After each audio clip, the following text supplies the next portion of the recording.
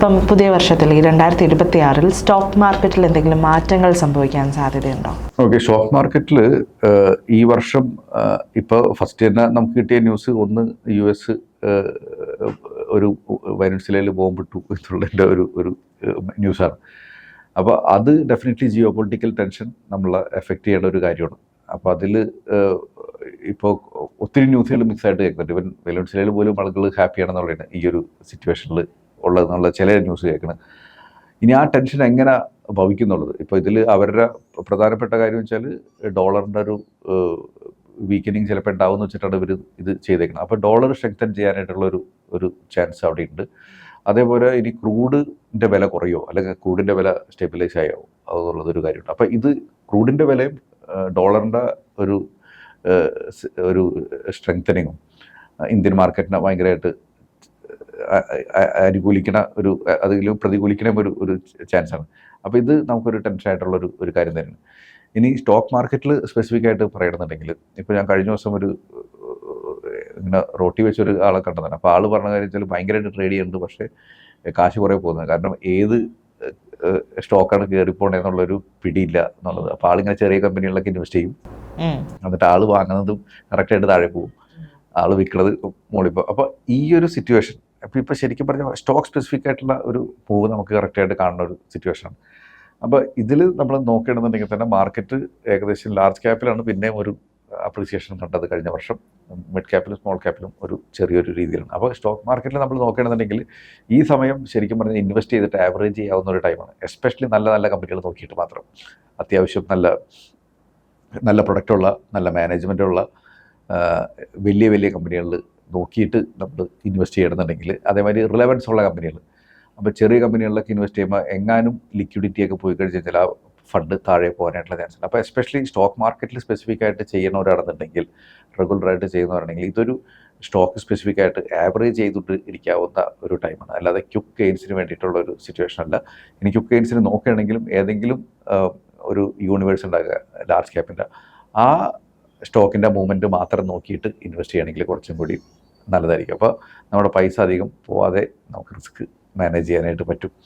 ഇതേപോലെ തന്നെ സ്റ്റോക്ക് മാർക്കറ്റിൽ ഇനി ഇപ്പോഴും ഒരു പോസിറ്റീവ് എന്ന് വെച്ചാൽ, ഒന്ന് കഴിഞ്ഞ വർഷം അത്ര വലിയ മാർക്കറ്റ് അധികം മുകളിലേക്ക് പോയിട്ടില്ല എന്നുള്ളതിൻ്റെ പേരിൽ ഒട്ടുമിക്ക കമ്പനികളുടെ വാല്യുവേഷൻ കൂടിയിട്ടുണ്ടാവും. അതൊരു പോസിറ്റീവ്, കാരണം ഏണിങ്സ് ഒക്കെ ഏതാണ്ട് അങ്ങനെയൊക്കെ തന്നെ നിൽക്കുന്നുണ്ടാവും. ഇനി അതും നോക്കണം കമ്പനികൾ ഏതാണെന്നുള്ളത്. പക്ഷേ ആ ഏണിങ്സിനനുസരിച്ചുള്ള പിക്കപ്പ് ഒരു അപ്രീസിയേഷൻ മാർക്കറ്റിൽ വന്നിട്ടുണ്ടെങ്കിൽ അതിനർത്ഥം ആ കമ്പനിയുടെ കുറച്ചുകൂടി വാല്യൂ ആയിട്ടുണ്ടെന്നുള്ളതാണ്. അത് സ്റ്റോക്ക് മാർക്കറ്റിനെ സംബന്ധിച്ചൊരു നല്ലൊരു കാര്യം തന്നെയാണ്.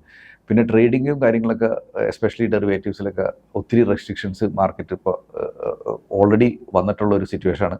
പക്ഷെ ഇപ്പോഴും കണ്ടുവരുന്ന കുറേ കാര്യങ്ങൾ വെച്ചാൽ ഒത്തിരി ആളുകൾ ലോൺ എടുത്തിട്ട് ട്രേഡ് ചെയ്യുന്ന ഒരു സിറ്റുവേഷൻ നമുക്കുണ്ട്, മാർജിൻ ട്രേഡിങ്ങും കാര്യങ്ങളൊക്കെ ആയിട്ട്. അപ്പോൾ അതിൽ എപ്പോഴും നമ്മൾ ലിവറേജ് ട്രേഡിങ് ഡെഫിനറ്റ്ലി ഇതൊരു വലിയൊരു പ്രോബ്ലമായിട്ടുള്ളൊരു സിറ്റുവേഷനാണ്. അപ്പോൾ ഇത് ജോലി കൃത്യമായിട്ട് അറിയാമെന്നുള്ളൊരു ചെയ്യുക, അല്ലാത്തൊരു അതിൽ നിന്ന് മാറി നിൽക്കുക എന്നുള്ളൊരു കാര്യമാണ്. അതുപോലെ തന്നെ നമുക്കിപ്പോൾ കൂടുതലും നമ്മളിപ്പോൾ സ്റ്റോക്കാണെങ്കിലും അല്ലെങ്കിൽ മ്യൂച്വൽ ഫണ്ടൊക്കെ വെച്ചിട്ടാണെങ്കിൽ അതും ലിവറേജ് എടുത്തിട്ട് പലരും ഇൻവെസ്റ്റ് ചെയ്യുന്ന ഒരു പ്രവണത നമ്മൾ കാണാറുണ്ട്. ഇത് കൃത്യമായിട്ട് എങ്ങനെ അത് ട്രേഡ് ചെയ്യണമെന്ന് അവനവൻ അറിയാമെന്നുണ്ടെങ്കിൽ മറ്റുള്ളവരുടെ ഹെൽപ്പ് എടുക്കണേക്കാളും കൂടുതൽ അങ്ങനെ ചെയ്യണമെങ്കിൽ കുറച്ചും കൂടി നല്ലതായിരിക്കും. ഇത് ഡെഫിനറ്റ്ലി ആ റിസ്ക് എടുക്കണേ തെറ്റൊന്നുമില്ല, പക്ഷേ ആ റിസ്ക് എടുക്കുന്ന സമയത്ത് നമ്മളൊരു ഇൻഫോംഡ് ഡിസിഷൻ ആയിരിക്കണം എടുക്കേണ്ടത്. അപ്പോൾ അത് അല്ലാന്നുണ്ടെങ്കിൽ നമ്മുടെ പൈസ ചിലപ്പോൾ മോശമായിട്ട് പോകാനായിട്ടുള്ളൊരു ചാൻസ് ഉണ്ട്. പിന്നെ പലപ്പോഴും 2026 സ്റ്റോക്ക് മാർക്കറ്റിൽ പല ആൾക്കാർ ചിലപ്പോൾ പൈസയൊക്കെ ഇൻവെസ്റ്റ് ചെയ്ത് വെച്ചിട്ടുണ്ടാവും. അപ്പോൾ ഇൻവെസ്റ്റ് ചെയ്ത് വെക്കണം ചിലപ്പോൾ നമ്മൾ ഒരു 2024 മുന്നേ കണ്ടിട്ടുള്ളൊരു അപ്രീസിയേഷൻ കണ്ടിട്ടായിരിക്കും പല ആൾക്കാർ ഇൻവെസ്റ്റ് ചെയ്ത് വെച്ചിരിക്കുന്നത്. അപ്പോൾ ഇവർ ആ ഒരു കണ്ടിന്യൂസ് ആയിട്ടുള്ള ഗ്രോത്ത് ഉണ്ടാവുമെന്ന് പ്രതീക്ഷിച്ചിട്ടായിരിക്കും ഇൻവെസ്റ്റ് ചെയ്യണം. അപ്പോൾ ഈ ഒരു സാഹചര്യത്തിൽ പല ആൾക്കാരും ഒരു മ്യൂച്വൽ ഫണ്ട് അല്ലെങ്കിൽ സ്റ്റോക്കിലൊക്കെ എക്സിറ്റ് ചെയ്യാൻ ഭയങ്കര ബുദ്ധിമുട്ടായിരിക്കും. ഇതിനും വേണമെന്നുണ്ടെങ്കിൽ ലോൺ ഷെയർ എന്നൊക്കെ പറഞ്ഞിട്ടുള്ള ഓപ്ഷൻസ് ഉണ്ട്. എസ്പെഷ്യലി ആ ഒരു 90% ഒരു പലിശ വരും, അത് കൊടുക്കാനായിട്ട് ചാൻസ് ഉള്ളൊരു. പക്ഷേ ഇതും അങ്ങനത്തെ ഡിസിഷൻ എടുക്കുന്ന സമയത്താണെങ്കിലും നമ്മൾ നോക്കുക, ഈ പറഞ്ഞ ഇൻട്രസ്റ്റ് കൊടുത്തിട്ട് ആ ഷെയർ പ്ലജ് ചെയ്തിട്ട് പൈസ എടുക്കേണ്ട കാര്യമുണ്ടെന്നുള്ളത്. ഇല്ലാന്ന് അത് എപ്പോഴും എൻ്റെ ഒരു അഭിപ്രായത്തിൽ കൃത്യമായിട്ടൊരു ഫിനാൻഷ്യൽ പ്ലാൻ ചെയ്യുക. എന്നിട്ട് അതിന് ഉപയോഗിക്കുന്ന വിധത്തിൽ നമ്മൾ ഇൻവെസ്റ്റ് ചെയ്യണമെങ്കിൽ കുറച്ചും കൂടി നല്ലതായിരിക്കും. പിന്നെ ഡെഫിനറ്റ്ലി നമുക്ക് ഇപ്പോൾ കഴിഞ്ഞ 2025 ഒത്തിരി ആളുകളുടെ അടുത്ത് പൈസ വരുന്ന കുറച്ച് മൂവ്മെൻറ്റ്സ് നടന്നിട്ടുണ്ട്. അപ്പോൾ അതിൽ ഒന്ന് ഡയറക്റ്റ് ടാക്സിലുള്ള കുറവ്, അത് ഈ വർഷമായിരിക്കും കൂടുതലും നമ്മൾക്ക് എഫക്റ്റ് കാണാൻ പോണത്.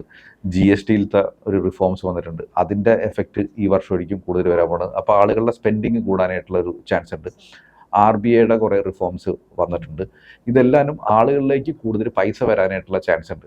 അപ്പോൾ ആളുകളുടെ സ്പെൻഡിങ് കൂടാനായിട്ട് ചാൻസ് ഉണ്ട്. ഈ സ്പെൻഡിങ് കൂടുന്ന സമയത്ത് പ്രധാനമായിട്ട് ഉണ്ടാകുന്ന കാര്യം വെച്ചാൽ ആളുകൾക്ക് സ്പെൻഡിങ് കൂടും. ഓരോ കമ്പനികളിലെ പ്രൊഡക്റ്റ് ആയിരിക്കും അത് വാങ്ങുന്നത്, ആ കമ്പനികളിലെ പ്രോഫിറ്റബിലിറ്റി കൂടും.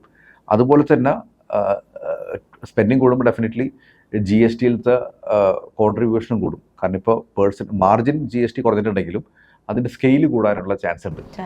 അപ്പോൾ ഇത് ഗവൺമെൻറ് ഇൻകം കൂടും. ആ ഗവൺമെൻറ് ഇൻകം കൂടുകയാണെങ്കിൽ ഡെഫിനറ്റ്ലി അതൊരു ഇൻഫ്രാസ്ട്രക്ചർ സ്പെൻഡിങ്ങിനും കാര്യങ്ങൾക്കൊക്കെ വരും. ഇതും ഇൻഫ്രാസ്ട്രക്ചർ ബിൽഡ് ചെയ്യണതും ഓരോ കമ്പനികളായിരിക്കും, ആ കമ്പനികളുടെ പ്രോഫിറ്റ് കൂടും. ഇൻഫ്രാസ്ട്രക്ചർ ഡെഫിനറ്റ്ലി ബിൽഡായി കഴിഞ്ഞാൽ തന്നെ അത് ഓരോ നാടിൻ്റെ ഡെവലപ്മെൻറ്റിന് സാധ്യത ഉണ്ടാവും. ഇപ്പോൾ അതിൽ പെട്ടെന്ന് ഒരു റോഡ് വന്നാൽ എങ്ങനെ ഡെവലപ്മെൻറ്റ് ഉണ്ടാവും എന്ന് പറഞ്ഞു കഴിഞ്ഞാൽ പലർക്കും ചിലപ്പോൾ പെട്ടെന്ന് പറഞ്ഞു കഴിഞ്ഞാൽ മനസ്സിലാവില്ലെങ്കിൽ നമുക്ക് ശരിക്കും ഈ തമ്മിലുള്ള കോൺവെർസേഷൻ പോലും ഇതിന് ഇത്ര റിലവൻസ് ഉണ്ടാവാൻ കാരണം വെച്ചാൽ ഗവൺമെൻറ് ഇൻഫ്രാസ്ട്രക്ചറിൽ ഡിജിറ്റൽ അസറ്റുകൾ ബിൽഡ് ചെയ്തതിൻ്റെ പേരിലാണ്. അതിൻ്റെ പേരിലാണ് ശരിക്കും പറഞ്ഞാൽ ഡാറ്റ യൂസേജ് ഇന്ത്യയിൽ കൂടിയത്. അതിൻ്റെ പേരിലാണ് നമ്മളെല്ലാവരും യൂട്യൂബിൽ കണ്ടൻറ്റ് ക്രിയേറ്റ് ചെയ്യാൻ തുടങ്ങിയത്. അത് ആൾക്കാരിലേക്ക് വളരെ ഡെമോക്രാറ്റൈസ് ചെയ്യാനായിട്ടുള്ള ചാൻസ്.